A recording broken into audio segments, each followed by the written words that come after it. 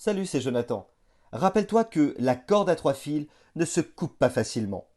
Je crois que tu as déjà entendu comme moi ce texte biblique qui est devenu une référence. La corde à trois fils ne se rompt pas facilement, et c'est vrai. La Bible dit dans Ecclésiaste, chapitre 4, verset 12, si quelqu'un peut l'emporter contre un seul homme, à deux, on peut lui résister, parce que la corde à trois fils ne se coupe pas facilement.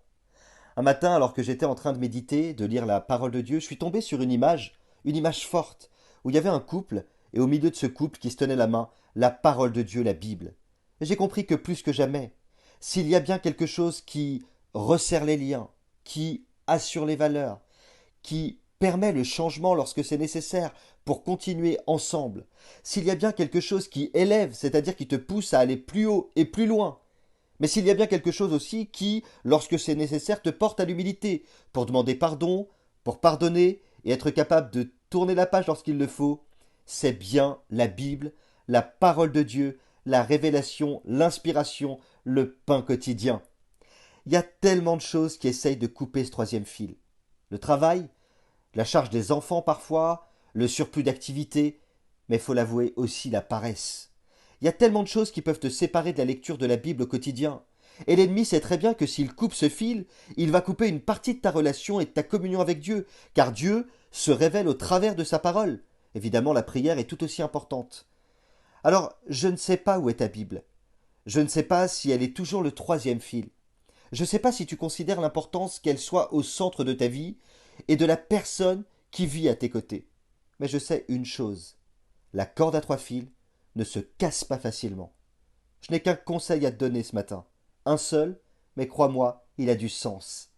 Si autrefois, tout au début, tu avais placé la parole de Dieu au centre de ton couple, et qu'aujourd'hui cette parole est sur une étagère, sur un placard ou dans un placard, si c'est devenu un objet de décoration, à l'entrée d'une caravane ou d'une maison, alors je t'en supplie pour ton bien et pour que ton couple dure sur le temps.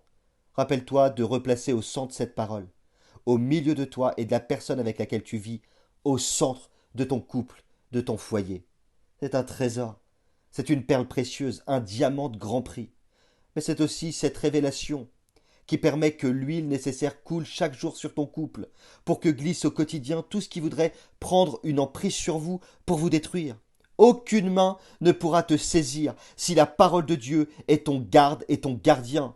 Si les difficultés de la vie que tu rencontres voudraient t'éloigner de la personne que tu aimes, ou les difficultés parfois voudraient t'opposer à lui ou à elle, rappelle-toi que sa parole est la garantie pour ton âme, pour ton esprit et pour ton cœur, pour qu'elle puisse toujours être imbibée des valeurs du ciel, l'amour, le pardon, la réconciliation, mais aussi la patience et quand c'est nécessaire, la tempérance.